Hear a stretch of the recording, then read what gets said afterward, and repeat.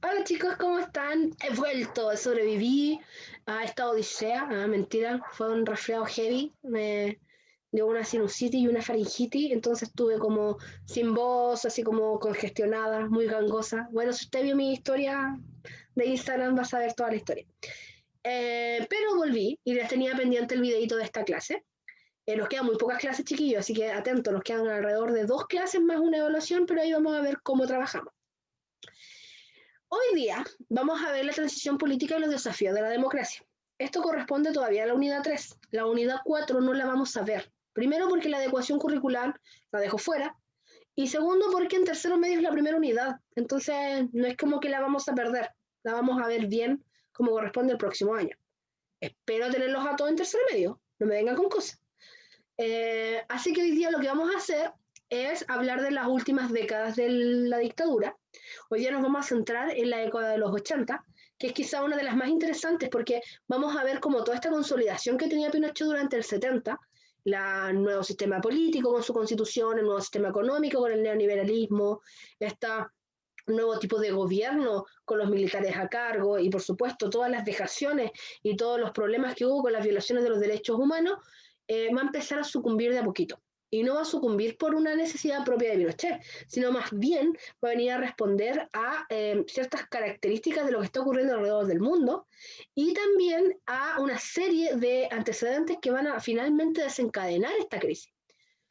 Vamos al primer punto, el contexto internacional. El mundo no es el mismo, ¿ya? No es el mismo el 70 que el 80 y lo sabemos bien. Nosotros sabemos que hubo una guerra fría, ¿no es cierto? Y sabemos que terminó el 89, ¿ya? Entonces hay que entender que en los últimos años de guerra fría es donde se está desarrollando todas estas crisis de la dictadura de Pinochet. ¿Cuáles van a ser estos temas? La influencia de la Guerra Fría, como le contaba, esto que está acabando de a poquito. Por otro lado, vamos a ver unas dificultades diplomáticas, vamos a empezar a pelear con los vecinos y quizá eso va a empezar a tener cierta presión. Van a terminar las dictaduras latinoamericanas, los vecinos también van a empezar a sucumbir con sus famosas dictaduras. Recordemos que nuestros vecinos pasaron por procesos similares a nosotros. Y si bien no tenían un Pinochet, tuvieron un Videla, tuvieron un Fujimori, entonces también hubo otros tipos de dictadores que finalmente también van a empezar a perder poder. Y vamos a ver este efecto dominó, que donde cae uno caen todos. Y por supuesto las presiones internacionales, porque el mundo no se pudo quedar callado con respecto a las violaciones a los derechos humanos que estaban ocurriendo acá. Y si bien muchos países y las entidades como la ONU van a empezar a cuestionar esto, también las personas que se habían ido de Chile van a empezar a exigir justicia con respecto a sus familiares. Y se va a tratar de pedir que esto no vuelva a ocurrir, por supuesto. Y si nosotros sumamos todo esto, vamos a ver que a Pinochet se le va a venir complicado a los 80.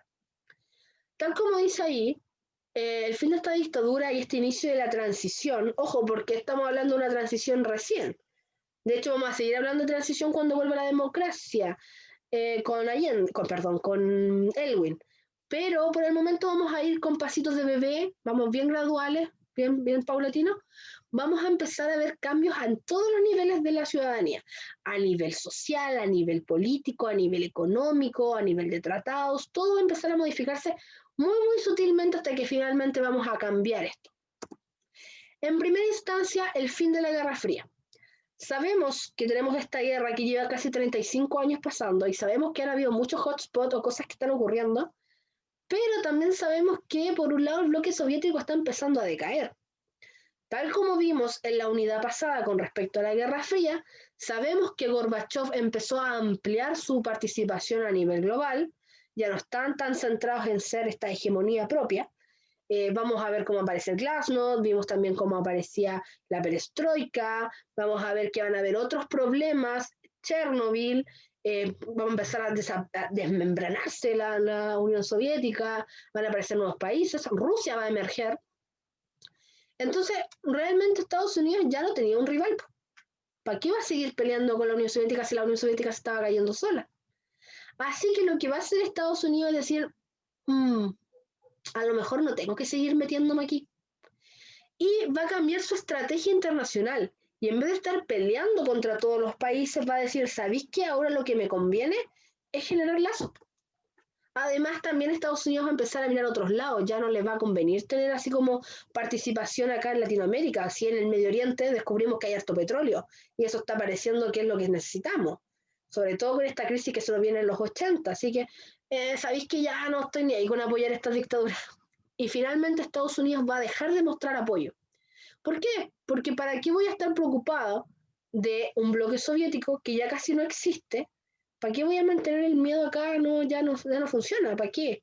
Si se supone que la intervención de los gringos, sobre todo con Nixon contra Allende, era sacar un gobierno de izquierda para poder asegurar Latinoamérica de derecha, pero ya no hay una izquierda con quien pelear, así que mejor ya no hagamos esto. Y Estados Unidos durante el 80 va a dejar de lado todas estas alianzas militares que planteó en los 60 y los 70. Finalmente va a dejar funcionando solo. Literalmente, papito gringo se fue. Así que ya ahí Chilito ya perdió un aliado. Pinochet ya no tiene al tío Sam en la espalda que lo cuide. Por otro lado, como les decía, vamos a empezar a tener problemas con nuestros vecinos. Y quizás el hito más importante del que yo quiero considerar aquí, no significa que fuera el único, pero el que quiero considerar aquí, es el que tuvimos con Argentina, el año 78. Si nosotros pensamos en los límites fronterizos de Chile, se nos hace fácil por las macroformas del relieve. Tenemos el desierto por el norte, el mar por un lado, la Antártida por acá y la cordillera también. Pero vamos a ver que hay algunos pasos o espacios que te permiten conectividad que podríamos debatir de quiénes son. Ese fue el caso de Canal Beagle en la zona austral de Chile. Argentina decía que era de él, Chilito decía que era de él. Obviamente esto no se pudo llevar por la buena, así que se empezó a generar la que se conoce como la casi guerra o la no guerra de Chile con Argentina. Si usted como yo disfruta del cine chileno, sabrá que hay una película que se llama Mi mejor enemigo que plantea este mismo tema, de cómo estas adolescentes y algunas personas muy jóvenes van a ir a defender una frontera inexistente en el sur de Chile. Porque si usted conoce el sur de Chile, sabrá que no hay una reja que diga aquí Argentina, aquí Chile. No, de hecho son muy cambiantes las fronteras en el sur de Chile. No sé, pues las familias, por ejemplo, allá son mezcladas, po. De hecho, me acuerdo que había una casa que tenía la cocina en Chile y el baño en Argentina. Era como, ¿por qué? Porque las fronteras las pusimos nosotros, pero en realidad no responden a las zonas de relieve, a las relaciones sociales que habían, entonces, Pero independiente de todo eso, Chile y Argentina dijeron, ya, pues si no podemos decidir, no vamos a tener que agarrarnos a combos porque no podemos seguir así. Como ya teníamos hartos problemas con esto, habíamos tenido, si usted se acuerda, la Operación Cóndor, que andábamos con los militares por toda Latinoamérica, tenemos acá los militares haciendo también sus estragos en el país, y Argentina por su parte no estaba diferente, recordemos que también tuvieron un proceso muy complicado, o sea, sin ir más lejos, busquen lo que pasó en la Plaza de Mayo con las abuelas, que estaban exigiendo lo mismo que nosotros con respecto a sus familiares detenidos desaparecidos. Entonces, tenemos estas crisis que están ocurriendo en los países, una pelea entre nosotros no es tan buena idea. ¿Cómo se va a solucionar esta no guerra? Pues bien, el Papa. Suena súper extraño, pero sí. Argentina dice, ¿sabéis qué? Evitemos el conflicto, ya hay mucha escoba pasando, busquemos una mediación. Y el Vaticano, que usted se acuerda durante este periodo, el Papa vino a Chile, pero durante este periodo nuestras relaciones internacionales van a empezar a ser mediadas por el Vaticano. Y finalmente el Papa lo que le va a decir es, mijito, a Diosito no le gusta esto. Lo que vamos a hacer, vamos a generar un vínculo entre ambos países. ¿Y cómo lo vamos a zanjar? Firmemos un acuerdo. Y se va a firmar en el año 84 el Tratado de Paz y Amistad entre Chile y Argentina, donde se va a delimitar los espacios fronterizos, se va a hacer uso común de algunos espacios, de hecho Canal Beagle va a ser así como ya, este es mío pero lo voy a usar, ¿cachai? Sigue siendo chileno por si acaso, pero se va a empezar a hacer eso, no peleemos por el territorio, lleguemos a acuerdos y lo utilizamos. De hecho, quedamos que la cordillera es mitad y mitad, ya no pertenece a ningún país. Y del mismo modo, eso nos va a servir más adelante para generar tratados internacionales de comercio y para tratar de afianzar un poquito las relaciones diplomáticas, porque después de la Guerra Fría, usted se acordará que muchos países van a aparecer y muchos pactos y relaciones van a empezar desde cero, entonces tampoco nos conviene estar peleados con nuestros vecinos. Finalmente, como les decía, se firma este tratado y quedamos en relativa paz y la guerra contra Argentina jamás ocurrió. Eso no significa que no hubo enfrentamientos por si acaso. Ambos países mandaron tropas para tratar de resguardar esta frontera, de la cual ninguno de los dos sabía dónde estaba, que era lo mejor. Como les decía, no hay una reja. Entonces era como suponer que aquí es Chile, aquí es Argentina, pero gajes del oficio. Por otro lado, las dictaduras empezaron a caer y va a ocurrir lo que se conoce como el famoso efecto dominó. ¿Se acuerda que los gringos le tenían miedo al efecto dominó, que si un país hacía comunista todos los demás harían? Pues bien, lo que va a pasar es que este efecto dominó va a ser donde cae un dictador van a empezar a caer el resto.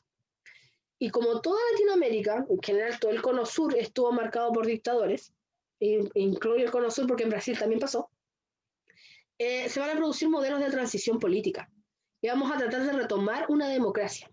Independiente de lo que usted pueda creer o no sobre las dictaduras y que en teoría no son eternas, Latinoamérica tiene la tendencia a cuestionar la autoridad y eso siempre ha sido así. Y no podemos mantener una dictadura por tanto tiempo. El pueblo obviamente va a empezar a rebelarse, ¿ya? Y vamos a ver que Bolivia va a ser uno de los pioneros en generar una elección democrática. Y finalmente lo que va a hacer es, bueno, llevamos 30 años dirigiendo a los militares, ¿por qué no votan? Si les gusta esto, seguimos, si no, lo cambiamos. Y ese antecedente nos va a servir a nosotros más adelante cuando hagamos exactamente lo mismo. Las dictaduras y estos gobiernos van a generar inestabilidad política, porque tal como les decía, está quedando la escoba en Europa con el fin de la Guerra Fría. Por otro lado, va a empezar a ver ciertas rencillas entre los países, va a venir una crisis económica más o menos grande, que finalmente lo que va a hacer es que estos dictadores no van a poder sostenerse. Y si tomamos en cuenta que la mayoría no lo hizo en buenos términos, sino que empezó a gobernar por la fuerza y haciendo hartas atrocidades, como sabemos, no va a tener apoyo de nadie. Y finalmente la caída de estos dictadores va a generar que todos los países van a pasar de una transición de dictadura a un sistema un poquito más democrático. Se nos va a ir Fujimori, se nos va a ir Videla, se nos va a ir Pinochet. Todos los países van a empezar a perder eso. Y si bien uno podría decir, esto es muy similar a lo que pasó en Alemania después de la Segunda Guerra Mundial, donde se creó la ONU para evitar que estos conflictos ocurrieran de nuevo. Acá tardó un poquito más. Si bien identificamos que estos gobiernos fueron totalmente autoritarios, violentos, agresivos y totalmente ilegales en muchos aspectos, estas personas no fueron juzgadas al principio. De hecho, sabemos que muchas de estas personas se fueron a otros países, buscaron amnistía, ni siquiera acá fueron juzgados hasta varios años después. Pero se hizo justicia de una forma u otra. Finalmente, la mayoría de los generales fueron presos, fueron detenidos, tarde, pero se hizo igual. Y hubo un castigo. Y yo creo que lo más interesante y lo más importante aquí que podemos destacar es que sabemos lo que ocurrió, sabemos por qué ocurrió y sabemos qué consecuencias tuvo. Y como personas pensantes, inteligentes y que analizamos esta situación y que tenemos esta imagen y sabemos lo que ocurrió, deberíamos ser capaces de no permitir que ocurra de nuevo. No sé, yo todavía creo que hay gente totalmente polarizada y que defiende algunos actos de Pinochet y sabemos que van a haber siempre, o sea, depende cómo te cuenten la historia y depende de dónde vengas, ¿ya? Pero no podemos suponer que fue lo mejor para todos. Y yo creo que por ahí va. El, la finalidad máxima del Estado es el bien común. Y durante la dictadura no lo hubo. Así que yo creo que usted debería cuestionarse eso a la hora de las elecciones que demos más adelante. Ustedes todavía son chicos, o sea, tienen 15 años, pero eventualmente van a votar, van a participar del plebiscito, de hecho en 2 años más, pues ustedes van a decirle sí o no a la nueva constitución. Así que tenga presente que las decisiones son importantes y que no se permita que este tipo de cosas ocurran de nuevo. Y tal como les decía, esta idea de que las malas prácticas no ocurran de nuevo, las violaciones a los derechos humanos empezaron a ser condenadas por todos. O sea, no es menor. Podemos argumentar que la información empezó a filtrarse, porque de hecho Pinochet lo mantuvo oculto mucho tiempo. O sea, estas eran acciones dentro de la legalidad política, ¿ya? Lo que estaban haciendo los militares estaba dentro de la forma de generar el orden. Pero sabemos que no es tan así. Ahora es mucho más complejo, por ahora yo grabo con un celular y lo puedo mandar a cualquier lado. Pero aquí en los 80 todavía era un poquito más complicado. Pero muchos foros internacionales y la ONU, la Organización de las Naciones Unidas, y también la Comisión de los Derechos Humanos de la Organización de los Estados Americanos, la OEA, la organización por si acaso, acusó al régimen militar chileno de terrorismo. Esto es terrorismo de Estado. Y es interesante porque el concepto de terrorismo siempre lo hemos aplicado para estas intervenciones externas que vienen a generar miedo y terror, pero en realidad el Estado también puede generar este sistema. Y podemos hablar de terrorismo de Estado y sigue siendo algo totalmente opuesto a un sistema democrático y totalmente opuesto a un Estado de Derecho. Y además se empezó a ver que estaban cometiendo diferentes abusos contra la población. Y no solo por parte de lo que estaba ocurriendo en Chile. Personas desde afuera empezaron a mirar lo que estaba ocurriendo. Sabemos que hubo muchos exiliados políticos y mucha gente que se fue del país. Y empieza a mirar a Chile, oye, ¿sabéis que están matando a mi familia? Y obviamente va a empezar a exigir en su respectivo gobierno donde están ahora que se haga algo. Y la presión internacional y estas entidades que trataban de regular y de resguardar a las personas van a empezar a pedir, oye, ya, pues, ¿qué está pasando? Y ante esta presión internacional también va a sucumbir Pinochet. Chicos, no olviden nunca, los detenidos desaparecidos no son nombres, no son números, son personas, ¿ya? Y no es menor que haya una presión internacional tan grande al respecto de lo que estaba ocurriendo. Son mamás, son papás, son hermanos, son hijos, son personas, ¿ya? Y es necesario que se esclarezca esto de alguna forma u otra. Hacer presión funciona, ¿ya? No estoy aquí incitando a la violencia de ningún tipo de aspecto, pero hay medidas dentro de la legalidad que te permiten a ti manifestar tu descontento. Y hay situaciones donde la persona que está a cargo no está cumpliendo con lo que debería, y en este caso se puede ver, ¿ya? Y vamos a ver cómo no fue algo netamente chileno, vamos a ver que desde Inglaterra, desde Francia, desde España, desde todos los países van a empezar a cuestionar las medidas que se estaban tomando y no puede ser que quedaran impunes. Finalmente, esta misma presión va a ser la que va a llevar a que se empiecen a hacer juicios políticos con respecto a los causantes de estas violaciones a los derechos humanos. De hecho, extraditar a Pinochet desde Londres fue por presión política, ¿ya? Nada más. Ténganlo presente. Ahora, sumado a toda esta escoba que se le estaba presentando a don Agustito, va a pasar algo muy grave. La crisis económica del 82. A lo Carlos Pinto, pues nada hacía presagiar que esta estabilidad que estábamos teniendo en los 70 con el nuevo cambio económico que trajeron los Chicago Boys no iba a durar tanto. Si usted me sigue en las redes sociales, que lo recomiendo que lo haga, subo memes, no, mentira, hay harta información, generalmente les aviso de las clases y ese tipo de cosas. Se dará cuenta que yo estoy viendo los 80 de nuevo. No la vi en su momento, pero ahora sí. Y me gusta porque la serie parte con la crisis económica del 82. Por algo Herrera lo echan de su trabajo. Y qué es lo interesante que muestra bueno, aparte de mostrar muchas características de este periodo, lo muestra desde el punto de vista social. Y yo creo que por ahí deberíamos centrarnos nosotros. ¿Cuáles son las repercusiones que decisiones políticas tienen en la gente común? Juan Herrera no es partidario ni de Pinochet, ni pertenece a un partido político de izquierda. Pero todo lo que ocurrió en Chile, de alguna forma u otra, afectó a su familia. Y eso es algo que deberíamos ver. A lo mejor a usted le conviene más aprender historia así, tal como le compartí la historia necesaria, tal como le compartí nuestro ciclo. Quizás la crisis económica deberían verla desde este punto. Ahora, en el 70, Chile terminó con esta economía de expansión. Si usted se acuerda, apareció este nuevo neoliberalismo, donde el Estado participa casi nada, pero existe, y tenemos un modelo neoliberal que empezó a generar nuevas industrias, que trató de afianzar la moneda, bajó la inflación, generó tratados internacionales, trajo nuevos elementos de trabajo, trajo nuevas industrializaciones, trajo inversionistas de afuera, hizo que hubiera más plata, cambió la moneda. Tenemos ahora el peso chileno, pero vamos a ver que eso no se va a sostener en el tiempo. Y de hecho, a partir del año 82, el escenario va a cambiar totalmente, ¿ya? Lo primero que vamos a ver es el impacto de la recesión mundial. La crisis del 82 no es algo que ocurrió en Chile nomás, ocurrió en todo el mundo. Y para variar, los gringos, pero centrémonos. Desde el año 81, muchos factores aumentaron el precio del petróleo. Y la recesión de la economía industrializada de los estadounidenses alteraron el panorama mundial. Esto es simple. Si el petróleo sube, hacer cualquier cosa en una industria va a ser más caro, porque todo lleva petróleo, desde el funcionamiento de las maquinarias hasta el transporte de las maquinarias. ¿Qué va a hacer?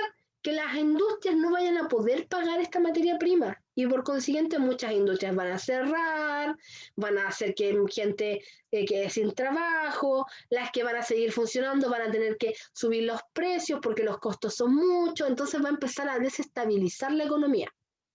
¿Qué va a pasar? Ese impacto va a repercutir directamente en Chile. Y no fue menor. ¿Por qué? Porque Chile estaba tan abierto a la economía gringa y tenía una dependencia tan grande con esta que apenas los gringos fallaron, votó a Chile. Pues, si usted se acuerda, Allende había planteado todo lo contrario, que nosotros nos rascáramos con nuestras propias uñitas, nacionalizamos todo. Y después Pinochet dijo no, porque no tenemos estas capacidades. Así que mejor abrámonos económicamente y relacionémonos con los Estados Unidos y tratemos de solucionar esto así. Pero como Estados Unidos empezó a tener una crisis, Chile se vio afectado al tiro. Y de hecho fue uno de los países más afectados con esta crisis. Vamos a ver que mucha gente va a estar con hambre, vamos a ver que mucha gente va a perder su trabajo, muchas industrias van a cerrar, el capital extranjero se va a ir, entonces va a ser horrible. Ante esta recesión, Estados Unidos subió la tasa de interés, que son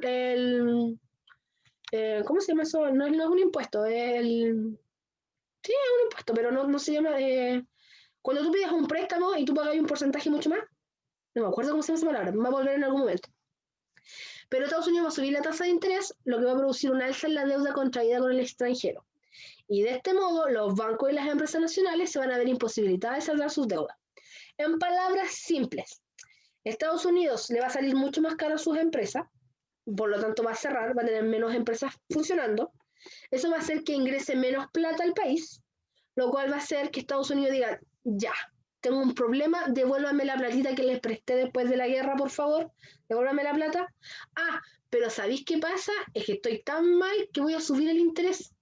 Y en vez de que yo te presté $100, devolverme $100, vas a tener que devolverme $120 porque te presté plata todo este tiempo. Entonces, ¿qué va a pasar? Muchos de estos países no van a poder costear eso. De hecho, Chile terminó de pagarlo hace súper poco con Lago. De los impuestos nomás, por no la deuda. Y muchos bancos van a verse imposibilitados de pagar las deudas con Estados Unidos.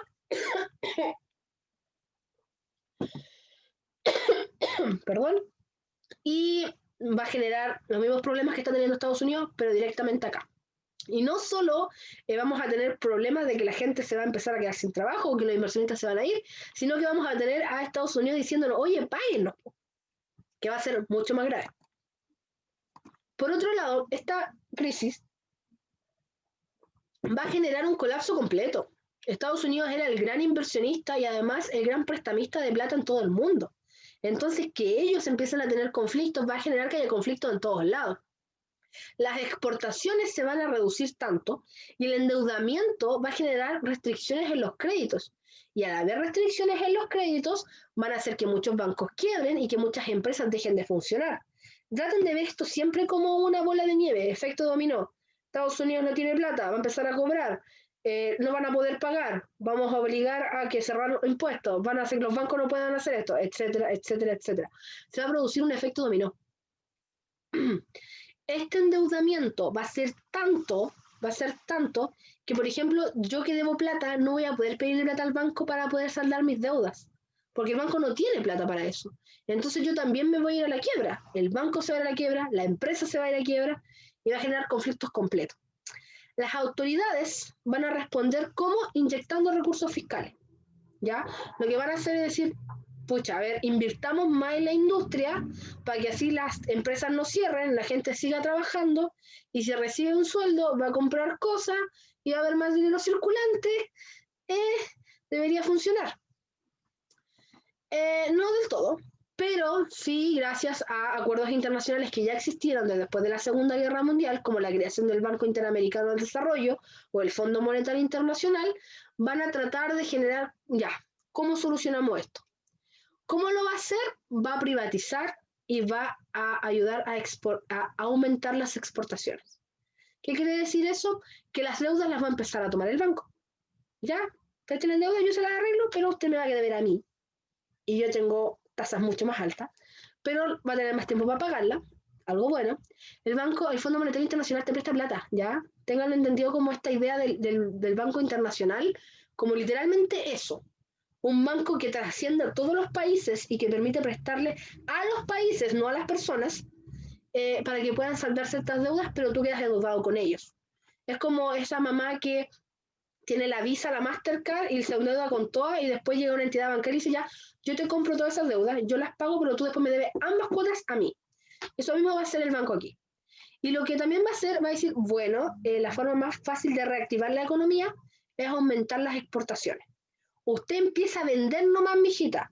Usted venda todo lo que pueda, porque todo eso que venda usted se le va a devolver en plata. Y usted lo que necesita en este momento es plata. ¿Qué va a pasar? Aquí les tenemos un gráfico. Por un lado, el año 74 al 80 se va a implementar el neoliberalismo que generó esta apertura económica, lo que les decía yo de los Chicago Boys y todo este problema.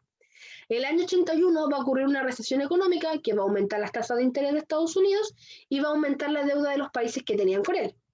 El año 82, la deuda nacional se va a duplicar el valor de las exportaciones y se va a reducir la posibilidad del crédito. Se va a quebrar la mayoría de las empresas y del sistema financiero chileno. Y finalmente, entre el 82 y el 83, van a quebrar 1.200 empresas nacionales y el desempleo se va a disparar hasta un 50%. Fíjense que ahora tenemos un desempleo de un 10%.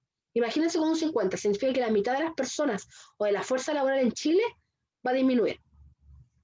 Eso va a empobrecer totalmente la población, no, ni se explican la escoba que va a quedar. Si nosotros miramos esto,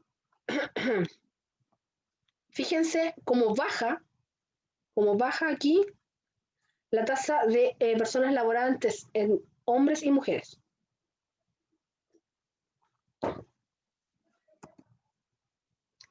Finalmente, esta escoba que está quedando a nivel económica va a hacer que obviamente la gente trate de exigir alguna, ya, pues gobierno hágase cargo. So Bachelet haga algo. Bueno, so Augusto haga algo. ¿Qué va a pasar? El costo social de la crisis fue tanto que el desempleo se elevó de un 19 a un 26 y finalmente hasta casi un 50% en el año 84.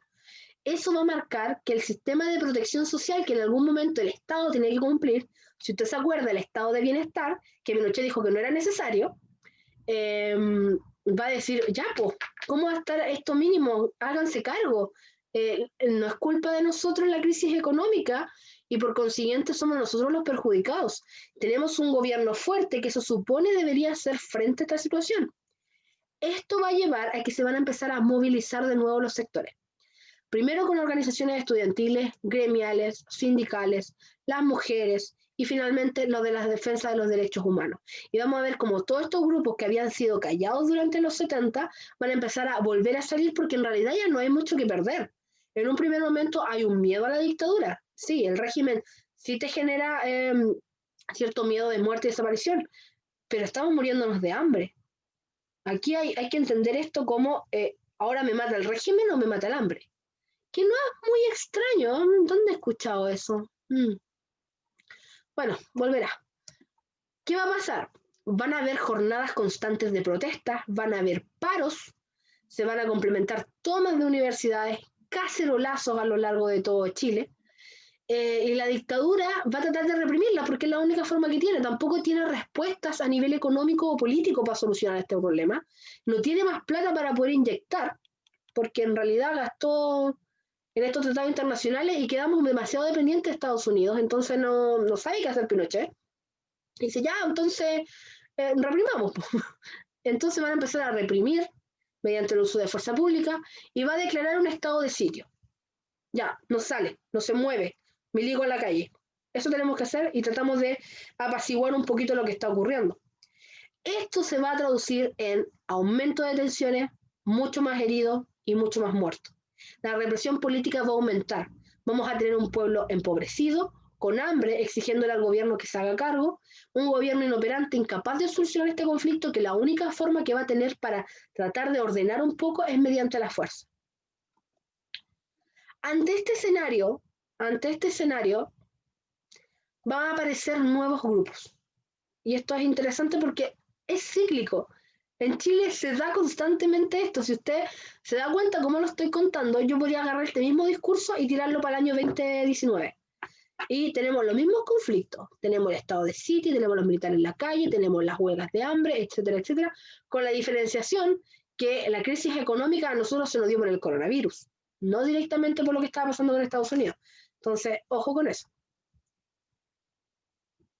Ante este escenario tan dantesco, me encanta esa palabra, tenemos la Guerra Fría, tenemos problemas con los vecinos, tenemos las dictaduras que se están cayendo, tenemos que todo el mundo ya sabe que en Chile se violan los derechos humanos, tenemos una crisis económica, no tenemos para darle comida a la gente, no podemos pagar la deuda externa, tal escoba, ¿qué va a pasar? Van a aparecer nuevamente la oposición. Sorry, Pinochet, pero la izquierda se va a levantar porque no se puede quedar callada respecto de esto y porque finalmente te vas a dar cuenta que no necesariamente es una izquierda, es un grupo de civiles con ideas que tienen que ver con el bienestar propio de las personas. Pedir dignidad no es de izquierda, ¿ya? Entiendan eso. ¿Qué va a pasar? Se van a recuperar los espacios de expresión popular. Si usted se acuerda de la clase anterior, nosotros hablamos de que se habían sucumbido ciertas libertades, como el derecho a reunión, el derecho a circulación, pero principalmente el derecho a expresión. Ya no habían espacios para manifestar un descontento, pero ahora está tal la escoba que van a volver a reaparecer. De este modo, la presión civil, el régimen no se vio en otra que flexibilizar un poquito su postura, lo que se va a materializar en el retorno de, por ejemplo, ciertos líderes políticos que se habían ido, van a aparecer, vamos a disminuir un poquito la censura en la prensa, que es muy similar a lo que estaba haciendo Gorbachev allá, pero por el otro lado. De hecho, muchos músicos van a volver. Si usted, no, usted no estaba vivo ni a palo, porque yo ni siquiera había nacido, pero si ha visto esos programas como de recuentos, se va a dar cuenta que el Festival de Viña, por ejemplo, va a ser un buen espacio para que estos artistas que tenían una tendencia del lado contrario a Pinochet también puedan manifestarse. Va, no sé, pues piensen en Sol y Lluvia, piense, no sé, pues, es que igual hay un video, voy a buscarlo, se lo voy a subir, tiene que estar en YouTube, yo creo. Porque recordemos que el nivel de poder que tenía Pinochet llegaba al punto que el Festival de Viña, por ejemplo, empezaba cuando él con Lucía llegaban. Ya se sentaban, se saludaba al presidente y ahí empezaban. Pero vamos a ver que paulatinamente se va a empezar a flexibilizar esto. Van a aparecer grupos que van a poder manifestarse en contra, de forma muy sutil, pero quizás lo más importante es que el ámbito político va a cambiar. Y nuevamente van a aparecer partidos políticos contrarios a la dictadura.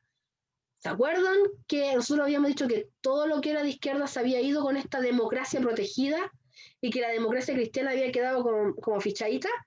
Pues bien, vamos a ver que todas estas personas van a empezar a rearmarse. La Alianza Democrática es un grupo político creado en el año 83. La participación era principal de la democracia cristiana, que como les decía estaba ahí cortita, el Partido Radical, que había sido sucumbido, el Partido Socialdemócrata y una parte del Partido Socialista. Ojo con eso. Aquellos dirigentes que no habían sido exiliados o que pudieron volver, también se van a subir a esta alianza democrática. Además de otros sectores que van a reclamar que la constitución del 80 de Pinochet era ilegítima, cosa que me llama la atención que tardaron tanto en darse cuenta. Proponían una realización de elecciones libres, una asamblea constituyente y la renuncia de Pinochet. ¿Dónde he visto eso? Elecciones libres, nuevo plebiscito, asamblea constituyente y el famoso renuncia Piñera. Es algo que se da. Si usted se da, insisto, todos estos son procesos cíclicos. A lo mejor no van a tener las mismas consecuencias, a lo mejor no van a tener los mismos antecedentes. ¿Por qué? Porque nosotros ya lo vivimos y ya sabemos. Entonces quizás estos cambios se puedan dar. Acá se cuestionó la constitución de Pinochet y se pidió que se cambiara. No se hizo. Y eso llevó finalmente a todo el proceso que pasó en los 80. Ahora en el 2020 se cuestionó nuevamente, pero las decisiones fueron diferentes. Y si se da cuenta, el escenario también cambió gracias a eso. ¿Qué pasó? Se va a rechazar explícito, pero así como, no, por favor, paren la violencia, lo que va a permitir el diálogo y una cierta grado de propuestas. De hecho, se va a permitir que esta nueva alianza democrática pueda hablar con el ministro del Interior de ese entonces, que es Sergio Lofre Jarpa, y se va a tratar de mediar un poquito el juego político. ¿Cómo se va a hacer? Con el apoyo de la Iglesia Católica. Pinochet era muy católico. Y si la Iglesia te plantea que, oye, tenemos que apaciguar un poquito, seamos un poquito más cautos, va a venir el Papa, ya tratamos de arreglar esto, podríamos dialogar un poquito. Y de hecho fue así. A partir del año 83, el cardenal de Santiago, Juan Francisco Fresno, funcionó como este intermediario entre el ministro del Interior y Pinochet con respecto a estos nuevos grupos políticos civiles. Por otro lado, va a aparecer el Movimiento Democrático Popular, que se va a conformar principalmente por estos partidos que son netamente ya de izquierda. Funciona en paralelo con el movimiento de la Alianza Democrática, ¿ya? No están en contra, pero tienen ideas comunes, aunque no son totalmente iguales. Este Partido Democrático Popular va a estar conformado por el Partido Comunista, el Movimiento de Izquierda Revolucionaria, el MIR, el Movimiento de Acción Popular Unitaria, el MAPU, y una fracción del Partido Socialista que no se quiso aliar a la Alianza Democrática. Ellos van a postular que la anulación de la Constitución, un uso combinado de acciones políticas y de insurrección para derrocar el régimen, entendiendo que esto solo caería como resultado de una movilización generalizada de la población. ¿Qué quiere decir esto? A diferencia de la Alianza Democrática, este grupo no creía tanto en el diálogo. Creía que, por un lado, tenemos que anular la Constitución y tenemos que generar acciones políticas, pero es necesario que nos levantemos contra el sistema y peleemos y luchemos al respecto. Creía que la única forma de retomar el control era mediante la movilización de toda la sociedad. Y obviamente se entiende porque viene del MIR y del MAPU, que eran los grupos violentistas que habían aparecido un poquito antes. No fueron muy escuchados, fueron altamente reprimidos. Generaron sí ciertos espacios de cambio, de hecho hubo mucho paro nacional, se les dio un nuevo rol a los jóvenes dentro de la política y se abrió claramente esta idea de que ya es por la razón o la fuerza. Y finalmente, y no menor, van a aparecer estos grupos armados que habían estado sucumbidos o funcionando dentro de la clandestinidad. De hecho, desde el 80, algunos grupos se consideraban la vía armada como la única posibilidad de acabar con la dictadura. ¿Se acuerdan cuando partió la Guerra Fría? Que nosotros vimos el debate entre la reforma y la revolución. Bueno, el debate se va a seguir planteando acá en Chile. Y si por un lado tenemos una alianza democrática que plantea que debemos dialogar y generar espacios políticos con reformas, vamos a tener por el otro condado un grupo que dice, no, sabéis que la única forma de hacer esto es mediante la fuerza. Totalmente armado, votemos esta dictadura, pistola en mano, salgamos. Y en este concepto, el primer organizador de la oposición va a ser el MIR, que no se quiso aliar de ahí porque no creía que era mucha paz. Bueno, hay grupos de ellos que se van a salir, van a seguir siendo parte del MIR, pero no van a estar dentro de esta alianza que estaba generando acá y van a ir directamente por el lado violentista. Y, de hecho, cuyo comando instalado en Neltume fue desarticulado por los militares en el año 81, pero eso no significa que se acabaron. Si bien los militares le tenían el ojo y lo estuvieron vigilando constantemente, miembros de este Partido Comunista van a crear el Frente Patriótico Manuel Rodríguez el año 83. Es la rama más radical de esta izquierda revolucionaria de por sí. Ojo con esos temas. Tenemos una izquierda que está dispuesta al diálogo, tenemos una izquierda revolucionaria y además tenemos una izquierda revolucionaria armada, ¿ya? Ojo con eso, no tenemos un solo saco, ¿ya? No es que la izquierda se está rebelando contra el sistema, no, tenemos diferentes formas y focos de enfrentar este sistema y llegamos al más radical de todos. Frente Patriótico Manuel Rodríguez va a realizar una serie de atentados. Entre ellos va a atacar torres de alta tensión, provocando apagones generalizados. Va a tratar, ¿cómo se llama? Va a tratar de meter armas al país para poder generar esta revuelta, porque ellos estaban convencidos que la única forma era salir con armas a la calle. ¿Cómo lo va a hacer? Las va a meter por la Caleta Carrizal en el año 86 y de hecho va a ser el encargado del atentado contra Pinochet el año 86. Creo que ahora hay una serie, va a ser una película, si no me equivoco, no sé si es una serie o una película, pero que es de los mismos creadores de La Jauría y de Dignidad. Dignidad es bastante buena por si acaso. Que se llama Matar a Pinochet. que tiene que ver con esta idea. El Frente Patriótico Manuel Rodríguez dice, ¿sabéis que ya no podemos hacer nada más? Vamos a matar a Pinochet, po, y hacer un atentado contra él. De hecho, le disparan, po. O sea, el atentado fallido contra Pinochet. No funcionó. No funcionó. Es todo lo que necesitan saber. ¿Por qué? Porque a pesar de lo que ustedes pueden creer y los que me conocen y saben, no es la forma. Y no estoy diciendo que manifestarse no es la forma, ¿ya? Yo lo que estoy diciendo es que agarrar pistola en mano y matar al dictador no es la forma, ¿ya? Seamos claros con eso. El movimiento juvenil Lautaro, MJL, fue creado en el año 82. También promovió la idea de la insurrección, ¿ya? Pero en vez de ser así como salgamos a matar a lo todo, lo que van a hacer ellos, porque principalmente eran más jóvenes también, es asaltar camiones con el objetivo de repartir la mercancía entre los pobladores. Ya, piensen en el movimiento juvenil Lautaro como los Robin Hood de acá. Ya, vamos a estabilizar el sistema. Ya, ¿cómo lo hacemos? ¿Matamos a Pinochet? No.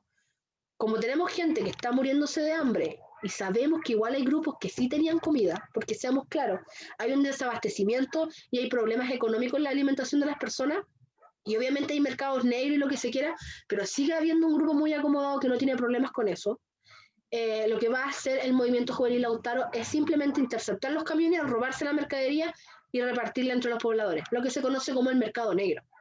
De hecho, si sus abuelitos estuvieron, lo más probable es que si eran como los míos, que éramos pobres, eh, muchas veces en las noches llegaban a vender carne escondido, que eran claramente robados de este periodo. Y eso, ese es el año 80, un poquito tortuoso, un poquito desordenado, pero están pasando muchas cosas, ¿ya? Yo creo que tienen que entender esto siempre, como yo les decía, bueno, no sé si sí, lo he dicho muchas veces en realidad, así que lo más probable es que se lo haya dicho a ustedes, que Roma no cae porque los bárbaros entraron. Roma cae porque tuvo una crisis tras otra crisis, tras otra crisis, tras otra crisis, y no supo arreglarlas todas. Y se le acumularon a tal punto que cayó. Pinochet está pasando exactamente lo mismo. Tiene problemas internacionales, tiene problemas políticos, tiene problemas económicos, tiene problemas sociales. Está todo sucumbiendo.